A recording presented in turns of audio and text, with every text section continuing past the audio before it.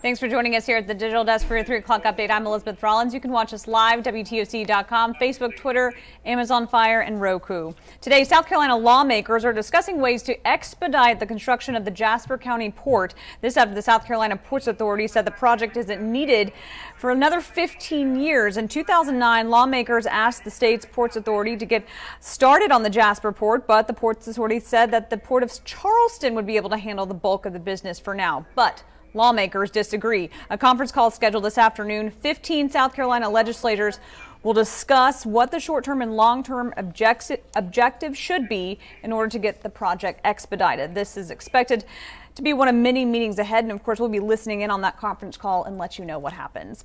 Beaufort County deputies are searching for a suspect who they say shot a man during a home invasion.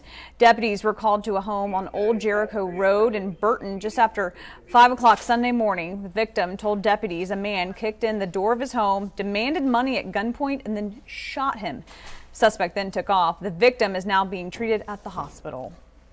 Happening today in Beaufort, a public memorial service is being held for the former mayor, Henry Chambers, who passed away earlier this month. Chambers was elected in 1969 as Beaufort's mayor. He's credited for cleaning up the Beaufort River and envisioning a waterfront park to help the city's revitalization. The memorial service is open to the public and scheduled to begin at 4:30 at the waterfront park.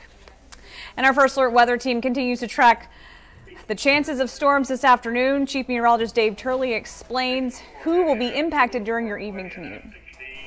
Good Monday afternoon, everybody. Chief Meteorologist Dave Turley here. Keeping an eye on the weather here. We are expecting some showers and storms developing, mainly for the areas west of Interstate 95.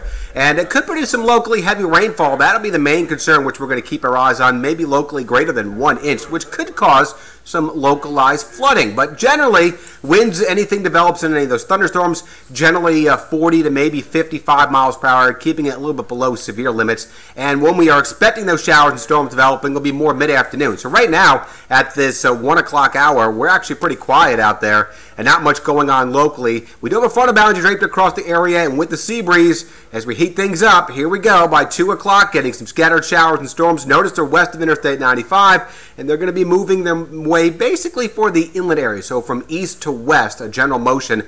Still could be a little bit wet commute for some of us, but quickly winding down into the evening hours, and I think it'll be dry for all locations, especially by midnight.